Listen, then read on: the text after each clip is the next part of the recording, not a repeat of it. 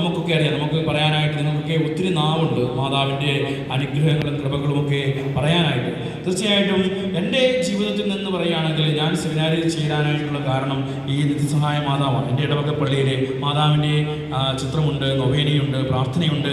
അപ്പോൾ ഞാനിങ്ങനെ വിഷമിച്ച് ദുഃഖിച്ച് 10ാം ക്ലാസ്സൊക്കെ പാസ്സായി കഴിഞ്ഞ് സെമിനാരിയിൽ ചേരാനായിട്ട് ആഗ്രഹിച്ച സ്ഥലത്തേക്ക് പോകാനായിട്ട് എനിക്ക് സാധിച്ചില്ല. അപ്പോൾ ഞാനിങ്ങനെ വിഷമിച്ചപ്പോൾ എൻ്റെ അപ്പച്ചൻ അനിയൻ എന്നോട് പറഞ്ഞു, മോനെ നീ വിഷമിക്കേണ്ട, ഇതാ മാതാവിൻ്റെ സഭ എനിക്കറിയാം, ഇനി അങ്ങോട്ടേക്ക് പൊക്കോളാൻ പറഞ്ഞുകൊണ്ട് എന്നെ അങ്ങോട്ടേക്ക് റെക്കമെൻഡ് ചെയ്യുക ചെയ്തത്. അപ്പോൾ മാതാവിൻ്റെ പ്രചാരകരായ റിഡംപ്റ്ററിസ്റ്റ് കോൺഗ്രിഗേഷനിൽ ചേരാനും അവിടെ ഒരു വൈദികനായി മാറാനും എനിക്ക് സാധിച്ചതിൻ്റെ പിന്നിൽ മാതാവിൻ്റെ ശക്തമായ മാധ്യസ്ഥമുണ്ട് എന്ന് ഞാൻ മനസ്സിലാക്കുകയാണ്. തീർച്ചയായിട്ടും മാതാവ് സാധാരണക്കാരിയായ ഒരു സ്ത്രീയാണ്, പക്ഷേ അസാധാരണമായ ഒരു വ്യക്തിത്വത്തിനുടമയാണ് പരിശുദ്ധമ്മ. പരിശുദ്ധമ്മയിൽ നമ്മൾ കാണുന്നത് ആഴമായ വിശ്വാസമാണ്.